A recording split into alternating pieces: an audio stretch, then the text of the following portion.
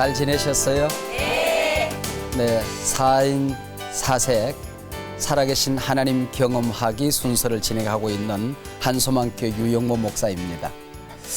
오늘은 예수님께서 행하신 첫 번째 이적, 물로 포도주를 만드신 사건을 통해서 순종이란 제목으로 공부를 하게 되었어요. 늙어가는 사람이 있고 익어가는 사람이 있대요. 세월이 가면서 낡아가고 늙어가는 사람이 있는가 하면 성숙해져가고 무르익어가는 사람이 있더라, 그런 얘기죠. 필립스라고 하는 사람은 꼭 재밌는 얘기를 했어요. 사람은 늙어가는 것이 아니라 좋은 포도주처럼 세월이 가면서 익어가는 것이다. 그것이 신앙인이요, 그것이 그리스도인이다. 그렇게 이야기를 했습니다. 포도주는 물어 익을수록 맛이 나고 향이 더해지잖아요, 그렇죠? 네. 영국 옥스퍼드 대학에서 종교학 과목에 중요한 시험이 있었어요. 예수님께서 물로 포도주를 만드신 이 사건이 가져다 주는 종교적인 의미를 기술하시오, 그런 제목이었어요. 그런데 많은 학생들이 열심히 글을 쓰고 있는데 한 학생이 조용히 앉아서 묵상만 하고 앉아 있는 거야. 그런데 교수님이 시험지를 거둘 시간이 되어서 학생도 무슨 얘기를 써야지 그랬더니 한자를 썼어요. 뭐라고 썼냐면은 물이 그 주인을 만나니 얼굴이 붉어졌도다. 그가 유명한 영국의 대표적인 시인 가운데 한 사람인 바이런이라고 하는 사람입니다. 자, 우리가 이 성경을 공부할 때에 예수님을 만나는 그런 설레임이 있어야 돼요.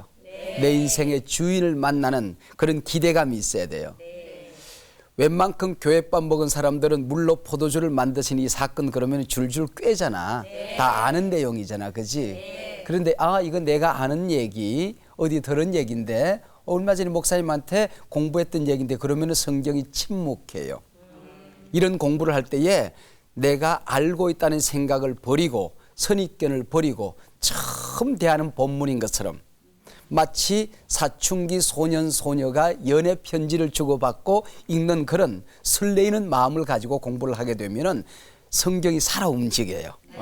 하나님의 말씀은 살았고 그런 성경 있잖아요, 그죠? 그 냇가에 나갔을 때에 살아있는 피레미들이, 살아있는 물고기들이 확 뛰어오르듯이 성경 말씀이 팍 뛰면서 살아 움직이면서 내게 와서 착착 꽂히는 그런 감동을 우리가 누리게 된단 말이죠. 네, 그런 선입견을 버리고 설레임을 가지고 우리가 대했으면 좋겠어요. 본문은 요한복음 2장 1절에서 11절에 있는 말씀이에요. 요한복음은 독수리 복음, 그런 별명을 가지고 있어요. 독수리는 태양을 향하여 똑바로 직시하고 올라가더라도 눈이 부시지 않는데, 그것처럼 이 요한복음은 가장 오래된 태초까지 거슬러 올라가서 예수님이 누구신가, 하나님이 누구신가를 우리에게 보여주는 굉장히 영적인 복음서다, 그런 의미를 가지고 있어요. 오늘 본문은 요한복음 2장이니까 그 초반에 있는 그런 내용이잖아요, 그죠? 자, 우리가 살아계신 하나님 경험하기를 공부할 때에 신구약 성경에 나타나 있는 이적과 기사, 말하자면 기적 사건들을 통해서 하나님을 경험하고 있거든요. 근데 요한복음은 이적과 기사를 다른 단어를 쓰고 있어요. 우리말 성경에 보면 표적이라고 했거든요. 사인이라고 하는 것인데 그게 무슨 얘기냐면 이 사인이라고 하는 거는 의미가 있다는 거야. 영적인 의미가 있다는 거야. 그러니까 단순히 예수님께서 하나님이 되셔서 이 땅에 와서 기적을 행하셨다, 그 얘기가 아니라 이 기적을 통하여 우리에게 들려주고 싶은 말씀이 있다는 거야. 메시지가 있다는 거지. 그래서 사건은 곧 말씀이다. 예수님이 행하신 모든 사건은 메시지다. 그래서 표적이라는 단어를 쓰고 있어요. 그러니까 예수님이 누구신지, 예수님이 어떤 분이신지, 예수님이 이 땅에 왜 오셨는지, 그리고 이 기적 사건을 통해서 우리는 그러면은 어떻게 해야 되는지, 우리가 살아계신 하나님을 경험하기 위해서는 무엇을 해야 되는지 하는 것을 우리에게 보여주게 됩니다. 그리고 요한복음에서는 공감복음, 마태복음, 마가복음, 누가복음에서 찾아볼 수 없는 그런 독특한 이적들이 있어요. 오늘 본문에서 보는 것처럼 가나 혼인잔치에서 물로 포도주를 만드신 사건, 베데스다 연못가에서 38년 된 환자를 고치신 사건, 실로암 못에 가서 맹인의 눈을 씻어서 눈을 뜨게 한 사건. 그랬을 때 이런 머릿속에 여기는 장소가 나오네. 가나, 베데스다, 실로암. 이걸 뭐라고 하냐면은 장소 제시어라고 그래요. 그러니까 요한복음에는 장소 제시어가 많이 등장하고 있어요. 뿐만 아니라 오늘 성경을 잘 읽어보면은 사흘 후에 그런 말이 나오거든요. 사흘은 예수님이 부활하신 날이잖아요. 하나님이 역사하시는 날이거든요. 그런데 이 사흘 후에라고 하는 시간 제시어가 나와요. 그러니까 앞에 일어났던 어떤 사건이 있은 다음 사흘 후 그런 뜻이겠죠. 그죠? 자, 요한복음에는 장소 제시어와 함께 시간 제시어가 나타난다. 그게 무슨 얘기일까? 예수님께서 역사의 현장 구체적인 한복판에서 이 놀라운 표적을 행하셨다 그런 뜻이지. 그죠? 자, 내가 7살 되던 해에 우리 집 옆에 예배당이 지어져서 나는 그때부터 교회를 다니기 시작했어요. 그 얘기는 무슨 얘기냐면은 내가 살아오던 삶의 여정 구체적인 한복판에서 이런 일들이 일어났다는 것을 우리에게 말해주는 거잖아요. 그래서 요한복음에 장소 제시어와 함께 시간 제시어가 나타난다고 하는 얘기는 무슨 얘기냐면 오늘도 now and here, 바로 지금 이곳에서 이 말씀을 들을 때에 우리가 그 말씀을 가슴에 간직하고 하나님 앞에 나와서 기도할 때에 성경에 일어났던 구체적인 그 일들이 오늘 우리 가운데도 일어날 수 있다. 하나님이 체험되어질 수 있다. 우리 가운데도 이런 기적 사건이 믿음을 통하여 성령의 역사를 통하여 하나님의 사랑을 통하여 경험되어질 수 있다 하는 얘기를 하는 거야. 자, 예수님께서 이 땅에 오셔서 지금 공생애, 말하자면 공식적인 행사의 첫 번째 사건이야. 근데 그게 뭐냐면은 한 가정을 방문하고 결혼식 잔치집에 갔다는 거죠. 대통령이 되어서 첫 공식 행사는 굉장히 중요한 의미가 있잖아요. 그렇죠. 그와 마찬가지로 우리가 이 공식적인 행사, 예수님께서 첫 번째 행사가 뭐냐면 잔치집에 가셨다는 거지. 저는 좀 아직도 젊은 목사인데 책을 참 많이 썼어요. 지금까지 책을 쓰는데 한 20권 이상을 책을 쓴 것 같아. 네, 20권 이상의 두꺼운 책을 썼는데 내가 목사가 되기 전에 첫 번째 전도사 때에 첫 번째 책을 한 권 썼어요. 그게 뭐냐면 그 책이 축제가 있는 교회, 그런 책을 썼어요. 그러니까 그 내 첫 번째 책이에요. 그러니까 교회는 뭐냐, 신앙생활이라는 게 뭐냐, 인생이라는 게 뭐냐, 바로 그것은 축제가 있는 것이다. 축제가 있는 것이다. 잔치가 있는 것이다. 그런 뜻이겠죠. 인생은 잔치다 하는 겁니다. 인생은 축제다 하는 거예요. 예수님께서 인생을, 신앙생활을 축제로 지금 해석하고 있어요. 그것은 물로 포도주를 만든 사건을 통하여 결혼 예식장에서, 구약의 모세도 많은 기적을 행했잖아요. 하나님의 은혜로 10가지 재앙을 행했는데 첫 번째 기적이 뭐냐면은 물을 변화시킨 거예요. 예수님도 첫 번째 기적이 물을 변화시킨 거예요. 그런데 모세는 물을 변해서 피가 되게 했어요. 심판의 기적이에요. 근데 예수님은 물을 변화시켜서 포도주를 만들었어요. 생명의 사건이죠. 잔치의 사건. 우리 기독교는 행복한 종교예요. 행복을 아는 종교야. 무엇을 아는 종교야. 여러분이 교회를 다니게 됐다는 것은 참 잘 다닌 건데 인생을 이렇게 잔치로, 행복으로, 무엇으로 지금 해석하고 있다는 것입니다. 기독교는 금욕주의가 아니에요. 고행해라, 시집가지 말고 장가가라, 내 몸을 괴롭혀라, 그래야 구원받는다, 네 마음을 괴롭히라, 그래야 구원받는다, 이런 말이 없어요. 뭐 산에 가서 고행을 해라, 입산수도해라, 그런 게 없어요. 하나님께서 우리에게 주신 삶의 환경 속에서, 내가 살아가는 삶의 자국자국 속에서 감사하며 기뻐하며 행복하며 즐기며 누리며 나누며 사는 것, 이게 기독교라는 것입니다. 항상 기뻐하라, 쉬지 말고 기도하라, 범사에 감사하라, 이게 기독교라는 겁니다. 감사하죠, 그죠? 네. 그래서 우리 예수 믿는 사람들은 세상 사람들하고 비교해서 웰빙 지수, 행복 지수를 조사해 보면 교회 다니는 사람들이 훨씬 높아요. 저희들이 지난달에 그 그리스도인들의 행복 지수, 불행 지수를 조사해 보았어요. 그러니까 교회 안 다니는 사람하고 비교해 봤더니 훨씬 교회 다니는 사람들이 높더라고요. 그것도 교회 오래 다니고 교회에서 직분이 더해질수록 행복 지수는 훨씬 더 높더라고요. 참 놀라운 일이죠. 그래서 예수 믿는 사람 보면 얼굴이 밝다. 얼굴이 밝아. 웃기를 잘하고 얼굴이 밝아. 우리 얼굴에 웃을 때, 미소를 지을 때 움직이는 근육이 14개 정도가 있대요. 근데 찡그리는 근육은 72개가 있대. 그러니까 사람이 가만히 있으면 늙어갈수록 찡그러지게끔 되어 있다는 거야. 행복하고 많이 기뻐할수록 이 근육이, 미소 짓는 근육이 발달하기 때문에 얼굴이 밝고 이뻐진다는 거죠. 이 얼굴이 참 중요한 것 같아. 그래서 사람이 40이 넘어서면 자기 인생 살아온 여정에 대한 책임을 져야 된다고 그러잖아. 40이 될 때까지는 부모가 낳아주기 나름이야. 원판이 좋아야 돼. 원단이 좋아야 돼야. 그런데 40이 넘어서게 되면 그 멋이, 행복감이 얼굴에서 흘러가게 되는 거야. 여러분, 우리가 희로애락, 기뻐하고 슬퍼하고 하는 모든 감정이 얼굴에 다 표현이 되잖아요. 그죠? 얼굴에 표현돼. 슬프다고 그래서 손가락 발가락이 뒤집어지는 건 나는 못 봤어. 기쁘다고 그래서 손바닥이 그냥 씩씩거리는 건 못 봤다고. 근데 얼굴에 다 표현되잖아요. 이 얼굴 속에 우리는 다 예수 믿는 행복이 넘쳐나야 된다는 겁니다. 자, 예수님께서 공식 행사를 가정을 방문하신 거야. 우리 기독교는 가정을 참 소중히 여기는 종교입니다. 우리 기독교는 예수님을 믿고 하나님의 자녀가 되는 순간 하나님을 아버지라고 불러요. 교회는 뭐냐?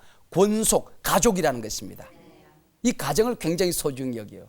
근데 어리석은 사람들은 행복이라고 하는 것, 가정 안에서 이 사랑, 행복이라고 하는 걸 요술이나 마술인 줄 알아요. 우리가 노력하지 않았는데도 불구하고 요술적으로, 마술적으로 행복이 찾아오고 기쁨이 찾아오는 줄 알아요. 그러나 인생은, 행복은 요술이나 마술이 아니라 예술이라고 하는 것입니다. 함께 수고하고 애쓸 때에 하나님께서 행복의 씨앗을 가정 안에 숨겨두셨고 구원의 비밀을, 구원의 씨앗을 교회 안에 숨겨두었어요. 그래서 가정 안에 들어가서 행복의 비밀, 그 숨은 코드를 찾아야 인생이 행복할 수 있고, 교회에 가서 그 숨은 코드, 구원의 비밀의 씨앗을 발견해야 우리가 구원받은 하나님의 자녀로 살아갈 수가 있는 거예요. 그만큼 우리 기독교는 가정을 소중히 여기는 종교입니다. 벨기에 극작가 마테르 링크라는 사람이 쓴 아이들이 읽는 동화극 가운데에 파랑새라는 작품이 있잖아요. 그죠? 치르치르와 미치르 오누이가 행복의 파랑새를 찾아서 멀고 먼 여행을 떠나가요. 과거에 이 땅에 왔다 갔던 수많은 사람을 만나보지만은 그들의 가슴에서 파랑새를 발견하지 못해. 이 땅에서 부귀영화를 누린 사람들, 인기를 누리는 사람들, 많은 사람의 부름의 대상인 사람들을 찾아가 보지만은 그들의 손에서도 행복의 파랑새는 없었어. 아직 이 땅에 태어나지 않았지만은 언젠가는 이 땅에 태어나게 될 오고 오는 세대의 다음 세대를 만나보았지만은 그들 영혼 속에도 행복의 파랑새는 없었어. 크리스마스 전날 밤 지친 몸을 이끌고 치르치르와 미치르 오누이가 집에 들어섰는데 처마 끝에서 행복의 파랑새가 파르르 날아간다. 그게 무슨 얘기예요? 행복의 파랑새는 집에 있다는, 집에 있다. 집 안에 있다는 거야. 그래서 예수님께서 우리의 신앙은 가정 안에서 증명이 되어져야 되고, 가정 안에서 뿌려지고 나누어지고 싹이 나고 꽃이 피고 열매가 맺어지고 그것이 나누어지는 것, 이게 기독교라는 것입니다. 우리가 예수를 믿었을 때에 우리는 하나님의 가족이 되고 예수님과 우리는 부부관계에 들어가게 돼. 예수님을 신랑이라고 그러고 교회를 신부라고 그러잖아요. 구약에도 하나님은 신랑이고 이스라엘 백성들은 신부예요. 예수님께서 천군 천사 나팔 소리와 함께 이 땅에 올 때에 하늘 위에서 혼인잔치가 벌어지게 되는 거야. 그래서 우리는 이 결혼 관계를 굉장히 소중한 교훈으로 기독교는 가르치고 있어요. 우리가 교회 가서 예배를 드리다 하나님 만나고 은혜를 받잖아.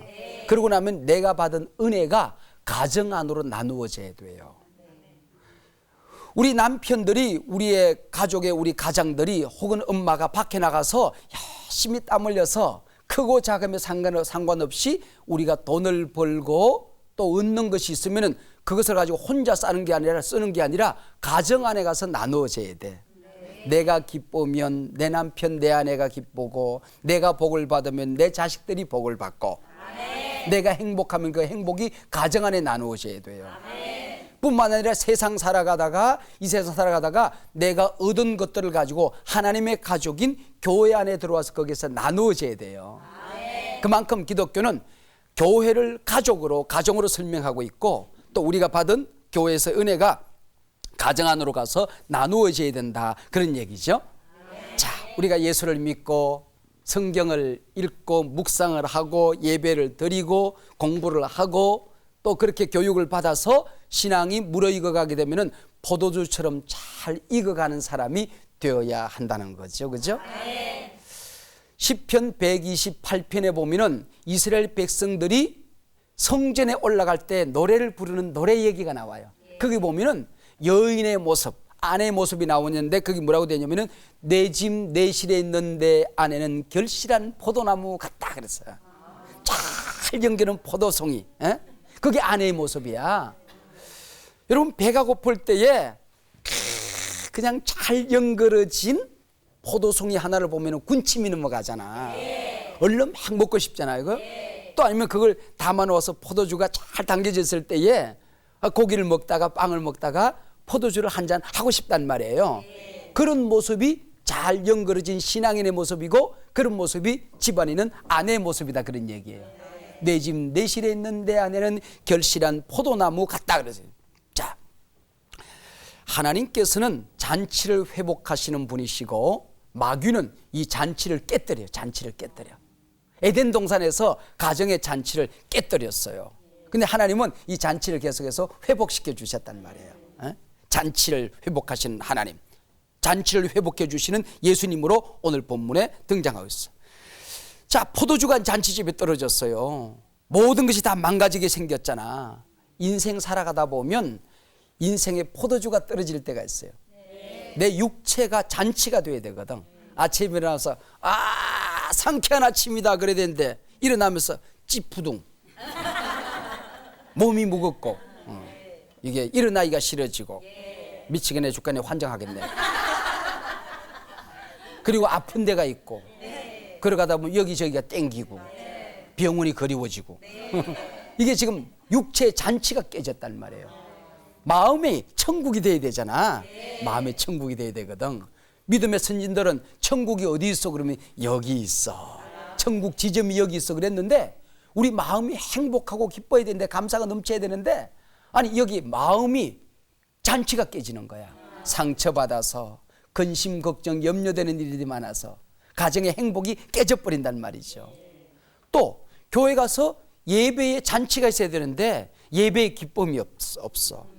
그 다음에 직장 생활하는 거, 사업하는 거, 조그만하게 장사하는 거, 이게 전부 다 잔치거든요. 잔치. 근데 인생이 막 전쟁터 같이 잔치가 깨졌단 말이에요. 우리가 살아가면서 교회의 교우들 관계, 친구 관계, 부부 관계, 부모 자식 간의 관계, 이 모든 관계가 잔치가 돼야 되는데, 만날 때 기쁨이 되고 위로가 되고 힘이 되고 격려가 되고 칭찬이 나누어지고 그래야 되는데, 이 관계가 깨져서 잔치가 망가질 때가 있어요. 포도주 떨어진 집처럼 잔치가 망가졌단 말이지. 그때 어떻게 되냐는 거지. 오늘 본문이 우리에게 잔치집에 포도주가 떨어졌는데 어떻게 되냐는 거지. 교회도 잔치가 있어야 돼요. 예배가 잔치가 돼야 돼. 축제가 돼야 되거든. 근데 예배에 가서 자꾸 이렇게 매를 맞고 아니면 무거운 짐을 짊어지고 교회 생활에 행복하지 않을 때가 있어요. 제 친구 목사님은 자꾸 교인들을 힘들게 하는 설교를 하더라고. 그래서 내가, 야, 교인들도 세상 살아가기 힘들어. 교회 와서 위로를 받아야지. 그리고 인생이 너무 무거워. 자식 때문에 울다 온 사람도 있고, 부부간에 속상해서 위로받고 싶어. 사업이 어려워서 아슬아슬해서 조그마한 가게 하나 만들어 놓고 그것이 안 돼서 지금 이제 원금 까먹어갈 때 그 고통을 네가 알기나 해? 그러니까 위로받고 힘을 얻고 용기를 얻어 가야 돼. 그러니까 치지 마 그랬더니 성경도 안 읽네. 성경이 뭐라고 그렇게 양을 치라고 그랬대. 우리가 잔치가 돼야 되거든. 교회 안에 예배가 잔치가 돼야 돼요. 그 다음에 교회 가려면 코이노니아, 성도의 거룩한 교제, 성령의 교통이 있어야 되거든요. 이게 교제를 원어로 코이노니아 그러거든요. 코이노니아가 뭐냐면은 코와 이가 맞다 논이다 끓이는 거 코이노니아야. 코이노니아가 있어야 되는데 코이노니아가 깨진단 말이에요. 그리고 우리가 공부하는 거 이것도 잔치고 전도도 잔치야. 전도도 인생의 무거운 짐이 아니거든. 잃어버린 영혼 하나가, 잃어버린 양 한 마리가 돌아오면 천국에서는 잔치가 벌어진대. 천국에 잔치가 있으면 교회도 잔치가 있는 거지. 연약한 사람들, 어려운 사람들, 불쌍한 사람들 이 연말에 또 아니면은 또 우리가 행복한 일이 있을 때에 섬겨주고 나눠주고 이것도 잔치거든. 섬김의 잔치거든. 근데 교회 안에 잔치가 깨진단 말이에요. 이 잔치가 깨졌을 때에 우리가 어떻게 될 것인가? 자, 이 잔치집에 마리아가 주빈처럼 등장해요. 예수님의 어머니 마리아가. 아마 모르긴 하지만은 마리아의 동생 집에 잔치가 있었는지 오라버니의 아들인 조카가 결혼을 하는지 마리아가 이런 것을 걱정을 하고 있어요. 자, 포도주가 떨어졌을 때 예수님하고 의논하는 거야, 마리아가. 예수님께 찾아가서 지금 잔치집에 포도주가 떨어졌다는 것입니다. 마리아는 예수님이 태어날 때부터 특별한 과정을 통하여 태어났다는 것을 알고 계셨잖아. 자기가 동정녀, 남자를 가까이 안 적임돼. 남자를 알지 못하거늘. 이 알다는 얘기는 야다라는 건데 야다는 얘기는 남녀관계 동침을 얘기하는 거예요. 남자와 동침한 적이 없는데 자기 몸에 아들이 태어났을 때에 이분이 특별한 분이라는 걸 알고 있었잖아요. 그리고 천사의 이야기를 들었으니까 다 알았단 말이에요. 근데 예수님께서 이제는 하나님의 아들이 되어서 만인간을 구원하기 위하여 공생애를 출발한 첫 번째 행사잖아. 그렇다고 한다면 좀 폼 나는 때깔 나는 품이 있는 그럴듯한 일로 시작해야 되잖아. 그런데 잔치집에 포도주 만드는 지극히 사소한 일, 지극히 개인적인 일을 해달라고 지금 부탁하고 있어요. 어떻게 보면 철부지 엄마 같은데 그러나 여기에 기가 막힌 진리가 있는 거예요. 하나님은 온 우주의 역사를 운행하시는 분이시지만은 우리 인간이 다가는 가장 개인적인 일들, 세상 사람들이 볼 때는 너무나도 사소한 일 같지만은 우리 하나님은 거기에 무관심하지 않는다. 지극히 깊은 관심을 가지고 계신다. 그 문제까지도 하나님 앞에 가져가면 하나님이 해결해 주신다는 거야. 아멘. 여러분, 인생의 행복이요, 그게 큰 데서 있는 게 아니야. 부부싸움, 지금까지 여러분이 부부싸움 하면서 크고 거창한 중요한 문제 가지고 별로 싸워본 적이 없을걸? 어떻게 하면 남북이 빨리 통일될 수 있을 것인가? 이게 부부간에 이견이 생겨서 싸워본 적 없잖아. 어떻게 하면 국제사회가 평화롭게 공존할 수 있는가? 이것 때문에 부부간에 싸워본 적이 없어. 아주 그 시시콜콜한 거, 요만한 것 가지고. 저는 결혼해서 첫 번째 싸움을 뭘로 싸우면냐면은, 저는 공군 장교 출신으로 저는 그 혈액형이 A형이야. A형은 소세지래. 소세지. 소심하고 세심하고 지랄 갖다네. 우리 아내는 또 오이지래. 오이지. 오이지는 뭐냐면 오만 이기심 지랄 갖다네. 오이지와 소세지가 만났는데 저는 섬세하고 자상하잖아. 근데 제 아내는 좀 이렇게 치마 입은 남자야. 좀 덜렁거리고 좀 어떻게 보면 좋게 말하면 좀 이렇게 통이 커. 옷장에 옷을 거는데 나는 옷걸이가 앞에서부터 뒤로 일정하게 간격을 가지고 걸려있어야 행복해. 근데 우리 아내는 이렇게 하나 걸고 이렇게 두 개 걸고 이렇게 세 개 걸고 이렇게 하나 걸고 지네들끼리 꼬여가지고 푸는데 5분이 걸려. 그래서 내가 처음 결혼해가 여보 옷장에 옷을 그려도 이게 뭐요? 좀 정숙하게 걸어요. 그랬더니 정숙이가 어째? 정숙이하고 나가 살아라 이렇게 된 거야. 이걸 가지고 한바탕 싸움하는데 해결이 안 되더만. 남자가 쫀쫀하게 이렇게 걸면 어떻고 이렇게 걸면 어때? 이렇게 걸렸으면 이렇게 뽑으면 되고 이렇게 걸렸으면 이렇게 뽑으면 되지. 그것 때문에 싸웠어요. 그다음에 요즘은요 치약이 튜브가 잘 돼 있어요. 적당히. 옛날에는 양철 튜브야. 잘못 짜면 찌그러져요. 나는 치약을 짜더라도요 칫솔대로 밑에서부터 쫙 밀어서 빵빵하게 만들어가지고 써. 그래서 밑에 조금 짜. 근데 내가 빵빵하게 만들면 내 안을 가운데 딱 잡아버려. 뚝 부러뜨려 놓는 거야. 아니 여보 좀 이렇게 치약을 짜면 어떡해요? 그랬더니 남자가 쫀쫀하게 맨날 이거 하고 있었네. 적당히 짜다가 마지막에 다 짠 다음에 쭉 한 번 짜면 된다고. 나는 그래서 그때부터 지금까지 쫀쫀 상처가 있어요. 여러분 이렇게 목사 집안에도 오두방종을 떨고 삽니다. 근데 부부싸움도 큰 거 가지고 싸우는 게 아니라니까. 정말 시시한 거 작은 거 가지고 싸우는 거야. 여러분 인생의 행복이 큰 데 있는 게 아니고 또 인생의 불행과 부부싸움이 큰 데 있는 게 아니더라고. 우리가 기도할 때에 우주의 문제, 민족의 문제, 통일의 문제 물론 기도해야지. 땅끝까지 복음을 전하는 세상 끝까지 선교하는 거 우리 기도해야지.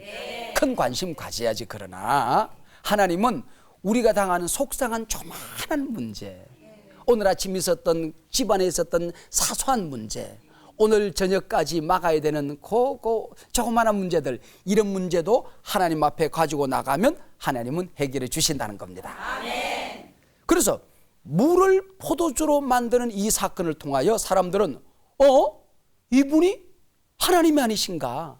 이분이 오랫동안 우리가 기다리던 메시아가 아니신가? 이걸 보여주는 거야.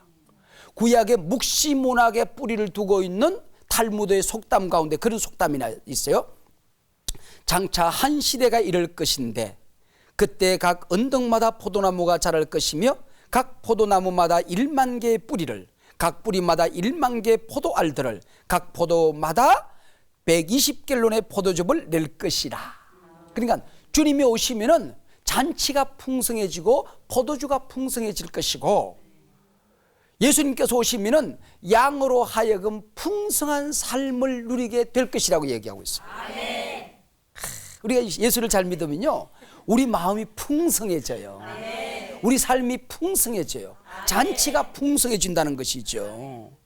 그래서 예수님께서 어머니가 와서 포도주가 떨어졌다 그랬을 때에 어머니 저도 답답해요. 그러면 어떻게 저보고 어떡하라고요? 그러든지 아니면은 마을에 우리 같이 가서 한번 찾아볼게요. 그런다든지 어머니 제가 무슨 길이 있나요? 이럴 텐데 예수님께서 여자여 그것이 나와 무슨 상관이 있습니까?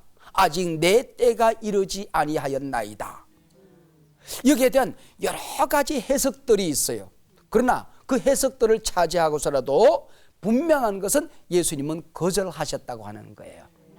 근데 거절하셨는데 예수님은 포도주를 만드셨어. 말씀은 대답은 분명히 거절이었는데 실제로는 포도주를 만드셨다는 것이죠. 나와 무슨 상관이 있나이까 그래 놓고 직접 깊은 상관 속에서 이 문제를 해결하셨다고 하는 거야. 내 때가 이르지 아니하였나이다 말씀해 놓고 예수님의 때로 그 사건을 받아들였다는 거죠. 그러면은 상관이 없는 이 사건, 때가 되지 않은 이 사건을 어떻게 상관을 맺고 어떻게 주님의 때로 만들 수 있을 것인가? 내가 가지고 있는 문제들, 큰 문제, 작은 문제, 예수님과 상관없는 지극히 내 개인적인 문제 같은데 아직까지 때가 안 된 것 같은데 어떻게 하면 내 문제가 하나님의 문제가 되고 내 때가 하나님의 때가 될 수 있을 것인가? 이게 신앙생활의 이제 과제란 말이에요. 그것이 예수님의 어머니 마리아의 기도, 마리아의 믿음을 통하여 때가 되지 않았는데 때로 만들어가고 상관없는 문제인데 상관 있는 문제로 만들어가게 됐다는 것입니다. 예수님께서 우리에게 말씀하실 때에 너희들이 앞으로 어려움이 있을 때 기도해라. 기도라고 하는 것은 하나님의 뜻에 맞는 기도를 해야 되고, 내 뜻대로 마옵시고 아버지의 원대로 하옵소서, 아버지의 계획에 맞아야 우리가 기도를 되는 것인데, 기도만큼은 너희들이 어떤 문제가 있든지 간에 무엇이든지 기도해라 그랬어요. 이 무엇이든지라는 이 단어는 기가 막힌 단어예요. 나는 지금 답답해 죽겠어. 근데 이게 정말 이건 말도 안 돼. 그런데 터무니없는 일 같아. 그러나 하나님 힘들어요. 하나님이 안 도와주시면 안 되겠어요. 하나님 막다른 골목이에요. 벼랑에 섰어요. 주님이 안 도와주면 나는 이게 갈 곳이 없어요. 너무 답답한 문제를 주님 앞에 가져가면 주님께서는 때가 되지 않았는데, 상관이 없는 것 같은데 주님께서 당신의 문제로 맡으셔서 해결해 주신다는 거야. 아멘. 그게 마리아의 믿음, 마리아의 기도라는 것이죠. 아멘. 이 포도주가 떨어졌으면 연회장에게 가는 게 맞죠. 오늘 본문에 보면은 연회장이라는 단어가 나오는데, 이 연회장은 신구약 성경에 여기 한 번 나오는 단어야. 꼭 한 번 나오는 단어인데, 연회장이 뭐냐 하면 잔치집에 모든 음식을 조절하는 거야. 사람들이 이만큼 왔네, 포도주 요만큼 내놔야 안 취하겠네, 그 다음에 다음 사람들이 이만큼 오니까 좀 조절해야 되겠네, 손님이 오늘 적으니까 좀 실컷 먹여야 되겠네, 이걸 계획하는 분이 연회장이거든. 그럼 포도주가 떨어졌으면 연회장이 계획이 있을 거 아니야. 연회장이 잘못한 거 아니야. 그러면 연회장이 가가지고는 포도주가 떨어졌다고 얘기해야 되는데, 예수님께서는 마리아께서는 예수님, 당신의 아드님이신 마리아와 이것을 의논한다는 것이죠. 예수님께 맡겨놓아요. 제가 한번 사우나탕에 갔더니 옷을 벗어서 이렇게 걸리고 하니까 딱 옷장문 열었더니 거기 뭐라고 써있냐면, 맡기시지 않은 물건은 책임지지 않습니다. 그러면 중요한 물건을 맡겨놓으라는 거야. 그러니까 맡기시지 않은 물건은 책임지지 않는다. 그러니까 맡기면 책임진다는 얘기잖아. 천국에도 교회도 하나님 앞에 맡기시지 않은 물건은 하나님도 책임지지 않습니다. 하나님 앞에 우리 인생의 문제를 맡겨놓으라는 거지. 그리고 하인들에게 뭐라고 얘기하냐면은, 예수님이 너희에게 무슨 말씀을 하시든지 그대로 하라 그랬어요. 말씀하시든지 그대로. 어디서 들어본 얘기다. 어디서? 가라사대 그대로 되니라. 이르시되 그대로 되니라. 말씀하시니 그대로 되니라. 천지 창조가 그대로 된 것이지. 말씀하신 대로 그대로 된다고 믿었다는 것이죠. 예수님이 무슨 말씀을 하시든지 너희 그대로 하라는 이 말씀 무슨 얘기냐면, 어쩌면 너희들이 순종할 수 없는, 이해가 안 되는, 받아들이기 어려운, 용납하기 어려운 명령을 하실 수도 있다는 것이요. 그러면 너희들이 이해가 안 돼도 그대로 순종해라. 그러면 기적을 보리라. 너희들이 믿음이 약해서 도무지 믿어지지 않아도 그대로 순종만 해라. 그러면 너희들이 이적을 보리라, 표적을 보리라, 그 얘기거든요. 이제는 하나님께, 예수님께 맡겨놓았으면, 이것이 하나님의 뜻이면, 내게 진짜 필요하다면 하나님께서 지금이라도 이루어 주실 거야. 기다릴 필요가 있으면 기다리게 하실 거야. 더 기도해야 될 필요성이 있으면 기도하게 만드실 거야. 그러니 너희들이 그대로 해라, 그런 얘기죠. 그대로 해라. 근데 그 명령이 뭐냐면은, 정결 항아리가 마당에 6개가 놓여져 있는데, 물 항아리가 6개가 놓여져 있는데 거기다가 물을 갖다 부으라는 거예요. 이 정결 항아리가 뭐냐면, 예수님께서 제자들과 함께 한 집에 들어가셨을 때에 그 집에 종이 있으면은 손님들의 발을 씻어주고 손을 씻어줘야 돼. 그런데 예수님과 제자들이 한 집에 들어갔는데, 낮에 자기들끼리 누가 더 높은 자인가 하는 언쟁 싸움이 있었어요. 그래서 누군가 제자들 가운데 제가 예수님의 발을 씻어 드릴게요 그러면은 그 제자들 가운데 그가 꼴찌가 되는 거야. 그러니까 아무도 발을 씻어 주겠다고 나서는 사람이 없었어. 그때 예수님께서 식사하시다 말고 대야에 물을 담아오셔서 제자들의 발을 씻겨 주시잖아요. 그게 바로 정결 항아리야. 요즘 신종플루가 걸린 다음에 우리나라에서 손 씻기 운동 하잖아요. 손 씻기 운동. 손을 비누를 씻고 깨끗하게 15초 이상 깨끗하게 씻으라고 그러는데, 이스라엘 나라 사람들은 이 위생적인, 한 걸음 더 나가서 굉장히 종교적인 의미를 가지고 밖에 먼지투성이, 진흙투성이에 샌달로 혹은 요즘처럼 좋은 신발이 없던 때에 가서 밖에 다니다가 집안에 들어가야 되면 손발을 닦은 거야. 그래서 손발 닦는 물이 마당 가운데 있었던 거야. 쉽게 얘기하면, 요즘 말로 얘기하면 정결 항아리, 위생적으로 말하면 화장실 물이잖아. 이 화장실 물에다가 화장실 물통에 물 갖다 부라는 거야. 이해가 돼요? 이해가 안 되잖아요. 아니, 포도주 만드시기로 작정하셨다고 한다면 포도주 먹다가 떨어진 포도주 항아리가 있을 거 아니야. 부엌에 들어가면 밥솥도 있을 것이고 밖에서도 있을 것이고 반찬 그릇도 있을 것이고 바가지도 있을 것 아니야. 거기다가 물을 담고 거기다 포도주를 만드셔야 되는데 손발 닦는 정결 항아리에 물 갖다 부으라는 거야. 이게 무슨 뜻일까? 그러니까 사람들이 포도주를 너무 많이 마셔가지고 취한 거야. 포도주 안 가져와? 야, 연회장 불러와. 이러니까 나 엿 먹어라. 그래서 정결 항아리에다 물 갖다 붓고 손 씻는 그릇에 발 닦는 그릇에다가 먼지 묻은 그릇에다가 물 담아가지고 포도주 만들어가지고 포도주 갖다 줘. 나 엿 먹어라. 그래서 정결 항아리에 물 갖다 부으라는 뜻일까요? 아니겠죠. 예수님이 그럴 뿐이 아니잖아. 이 정결 항아리는, 정결하는 유대교를 얘기하는 거예요. 유대 종교를 얘기하는 거예요. 종교를 얘기하는 거야. 오늘 우리가 교회 다닌다고 하면서도 생명은 없고 종교적인 형식만 남은 형식주의를 얘기하는 거야. 하나님의 자녀, 생명력이 꿈틀거리는 하나님의 자녀들의 삶이 아니라 종교인이 되어버린 종교를 얘기하는 것입니다. 그 정결 항아리에서 포도주로 만들었다는 얘기는 바로 그 유대 종교를, 유대인을, 형식적인 신앙인들을, 생명력을 잃어버린 신앙인들을 변화시키기를 원하셨다는 것이죠. 유대교를 얘기하는 것입니다. 정결 항아리에 물을 갖다 부라는 거예요. 거기서 물이 변하여 포도주가 되었다는 거죠. 생각해 보세요. 물이 포도주로 변화되는 것은, 이것은 엄청난 화학적인 변화잖아요. 자, 인간이 구원받고 지옥에 있는 백성이 천국의 자녀가 되는 것, 우리가 구원받아 하나님의 자녀가 되는 것, 우리가 거듭나는 것, 이것은 오직 천지 우주 만물을 창조하신 하나님의 일이라는 겁니다.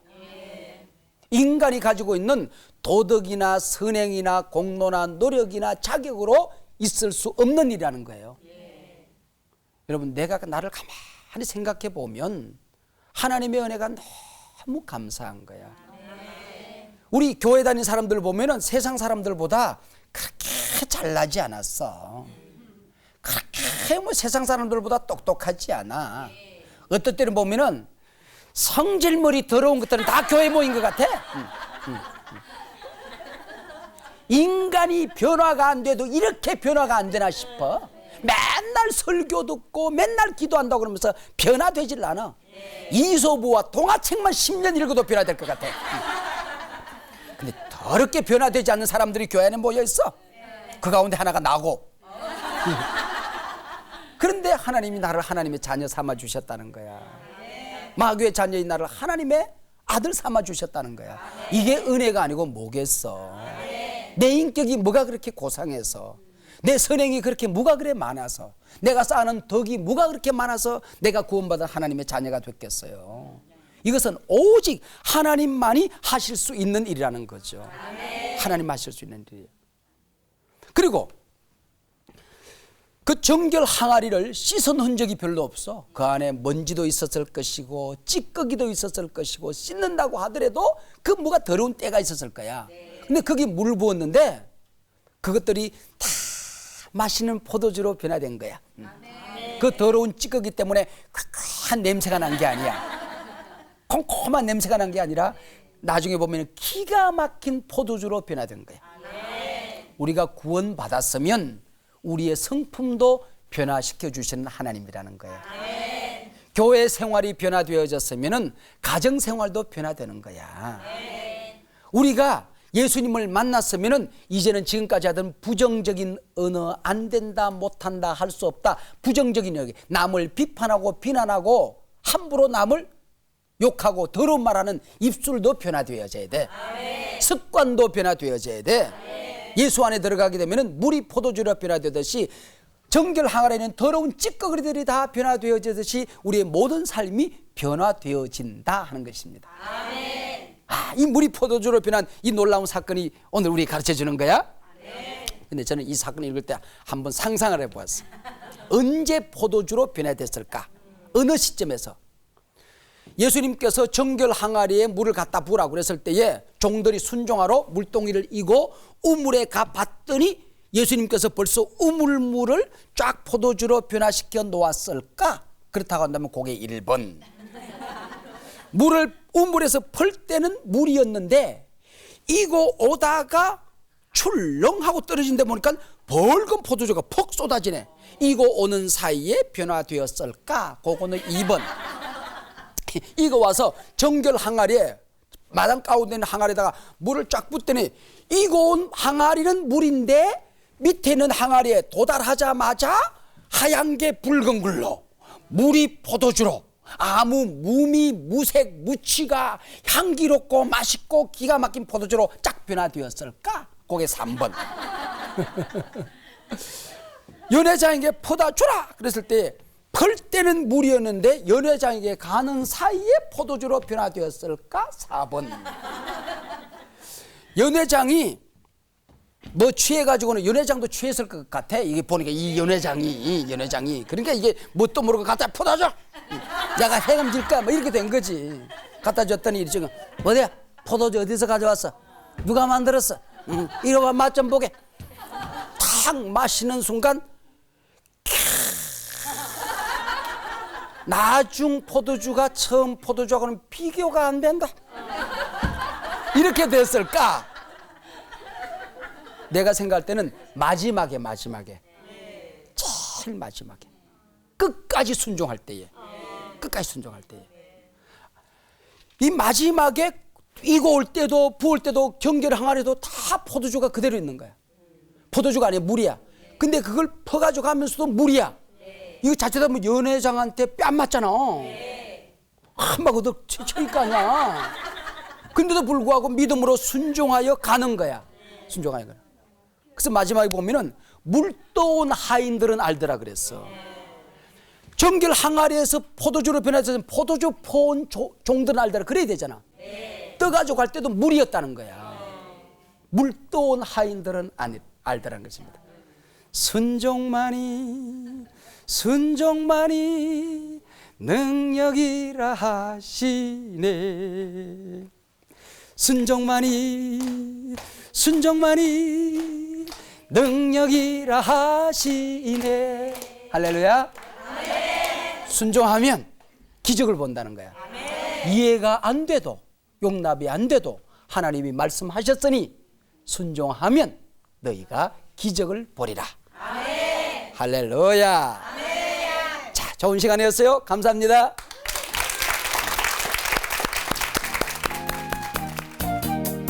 교회는 뭐냐? 신앙생활은 뭐냐? 인생이라는 게 뭐냐? 바로 그것은 축제가 있는 것이다.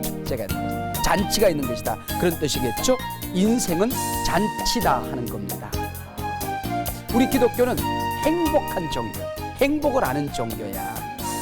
이해가 안 돼도 용납이 안 돼도 하나님이 말씀하셨으니 순종하면 너희가 기적을 보리라.